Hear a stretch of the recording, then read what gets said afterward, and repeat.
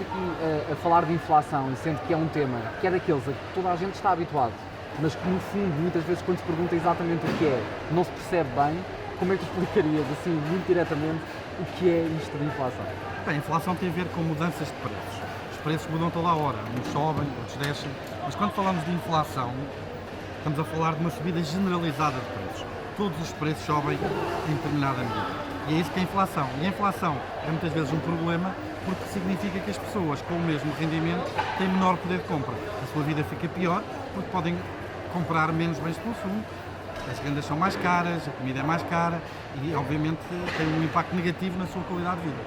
Porquê que a inflação ocorre? Ou seja, porquê que, por exemplo, hoje saíram os dados da inflação e estamos aqui com um valor de 2,6, que é dos mais altos dos últimos 10 anos, porquê que isto ocorre? Quais é que são os principais motivos que explicam estes aumentos? Este aumento específico, nesta altura, tem muito a ver com o aumento dos preços da energia.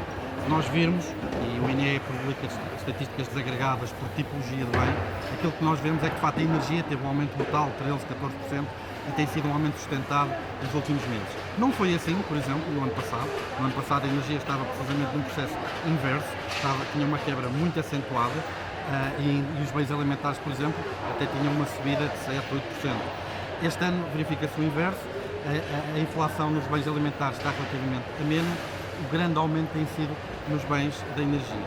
E este aumento dos bens da energia está muito associado às dinâmicas dos mercados energéticos e de eletricidade na Europa. Nós temos progressivamente estado a trabalhar para a descarbonização da economia na União Europeia, temos acabado com centrais de carvão, etc. As energias renováveis têm aumentado um peso grande na proporção de toda a eletricidade que é gerada no espaço europeu, mas a combinação de um inverno muito frio consumiu muita energia no ano passado. Um ano com um evento relativamente menos intenso, que levou a menor geração de eletricidade através das energias renováveis. E o fim do confinamento no verão significa que as energias renováveis ficaram muito longe de poderem, por elas, obviamente, suster a maior parte da geração de eletricidade no espaço europeu. Tivemos que usar reservas de gás que atingiram níveis muito baixos, e que é uma energia muito mais cara, e que neste momento a procura, com o fim do confinamento, etc., aumentou de forma acentuada, pondo muita pressão nos preços. Este aumento de procura não foi acompanhado por um aumento da oferta. A Rússia, por exemplo, o maior fornecedor de gás natural para a Europa, há um aumento de preço, não respondeu como seria eventualmente esperar com o aumento da procura, presumo-se por razões geopolíticas, geoestratégicas, mas um facto é que um aumento da procura que não foi acompanhado por um aumento da oferta levou a este preço acentuado e temos, o inverno ainda nem sequer oficialmente começou, que nos próximos meses este aumento energético esteja aí para durar e tem sido um tema recorrente em vários governos europeus e discutido na Comissão Europeia, etc. Quando falamos de inflação também, muitas vezes, outra das dúvidas tem a ver exatamente com o cálculo da inflação e normalmente está associado a este cesto de bens que muito se fala e que se fala no INE, mas é um cesto de bens que acaba por poder fazer aqui pressões contrárias do lado de quem mais consome e de quem menos consome. Como é que funciona este cálculo? Há várias medidas de inflação, não é? A mais conhecida e mais referenciada é o índice de preços do consumidor. Quando nós falamos de economia, nós estamos preocupados a perceber o impacto que as dinâmicas da economia têm na vida das pessoas. E a capacidade que as pessoas têm de consumir é um grande indicador, obviamente, dessa qualidade de vida. A maneira como é calculado é imaginar o que é um consumidor representativo. Vê-se em média o que é que as pessoas gastam, por exemplo, nos bens de comida, de energia, de casa, etc. E depois faz ali uma média ponderada que reflita o padrão típico médio do consumidor português. O problema é que, obviamente, que o consumidor médio não existe, não é? Existem pessoas que consomem muito dos bens, outras que consomem muito de outros bens, e aquilo que vemos, por exemplo, e foi aquilo que vimos em 2020, é que os bens, por exemplo, como a comida, os bens não processados, não alimentares, essa é a categoria designada pelo INE, tiveram aumentos muito grandes, 7, 8%, como referi há bocado, e esses bens, tipicamente, têm um peso maior no orçamento das famílias com menos condições económicas. E então isso pode ser realmente, do ponto de vista social, de sustentabilidade social, pode ser um problema e pode esconder um impacto muito mais negativo na vida dessas pessoas que aquilo que o número sugere. Quando nós estamos aqui no mercado de Benfica e há muitas pessoas que vão ao mercado, vão aos supermercados e começam a queixar-se desta ideia de que mas então, mas na televisão dizem que a inflação subiu e que isso tem um impacto de apenas cêntimos na carne, no quilo da carne ou no quilo dos vegetais ou das frutas, mas as pessoas dizem muitas vezes que sentem que subiu mais, que está muito mais caro. Porquê que há esta diferença de percepção?